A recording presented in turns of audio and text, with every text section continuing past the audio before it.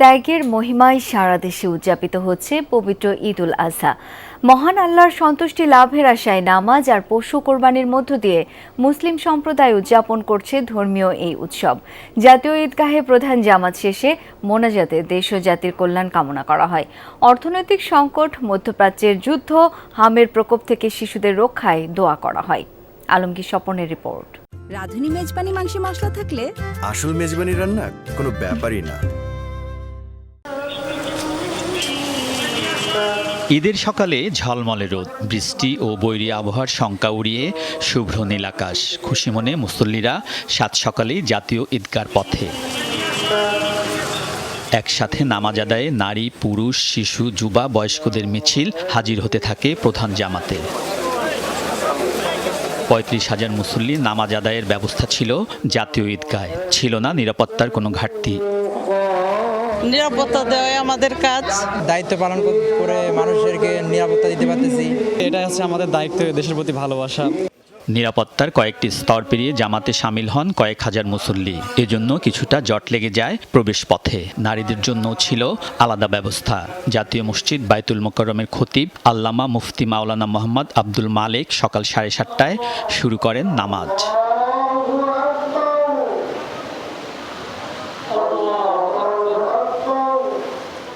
সকল ভেদাভেদ ভুলে নবীন প্রবীণ, ধনী গরিব সব একাকার হয়ে যায় ঈদের প্রধান জামাতে। রাষ্ট্রপতি মোহাম্মদ শাহাবুদ্দিন, প্রধানমন্ত্রী তারেক রহমান, মন্ত্রিপরিষদের সদস্য, রাজনীতিবিদ, পেশাজীবী সহ সকল শ্রেণী পেশার মানুষ নামাজে অংশ নেন। ত্যাগ ও আনুগত্যের আদর্শে অনুপ্রাণিত হয়ে মুসল্লিরা প্রার্থনা করেন আল্লাহর কাছে। বাবা মা নেই, বাবা মায়ের জান্নাতের জন্য দোয়া চেয়েছি। আল্লাহ সবাইকে সুখে শান্তিতে রাখে, সেই সাথে আমার পরিবারকেও সুখে এবং শান্তিতে রাখে। আল্লাহ তাআলার কাছে দোয়া করেছি, আল্লাহ যেন আমাদের জীবনের সমস্ত গুনাহ খাতা মাফ করেন। বাংলাদেশের জন্য দোয়া করছি, মুসলিম উম্মার জন্য দোয়া করছি। হাম, দ্রব্যমূল্য, অর্থনৈতিক সংকট থেকে মুক্তির পাশাপাশি মধ্যপ্রাচ্যের যুদ্ধ বন্ধের আকুতি ছিল তাদের প্রার্থনায়। কামনা করা হয় দেশের শান্তি, সমৃদ্ধি। হামের কারণে অনেক বাচ্চারা মারা যাচ্ছে, অ্যাক্সিডেন্টে মারা গেছে। আমি চাই যে আমাদের দেশকে আল্লাহ আমাদের দেশকে রহম করুক। আল্লাহর কাছে চাই যে আমাদের দেশে যেন শান্তি আসে, দেশে যেন কল্যাণ হয়। বিশ্বের যত যুদ্ধ আছে, যুদ্ধগুলো যেন আল্লাহ তাআলা বন্ধ করে দেয়। সকল অন্যায় ব্যভিচার সবকিছু দূর হয়ে যাক এবং দেশটা খুব সুন্দর সুশৃঙ্খলভাবে গড়ে উঠুক।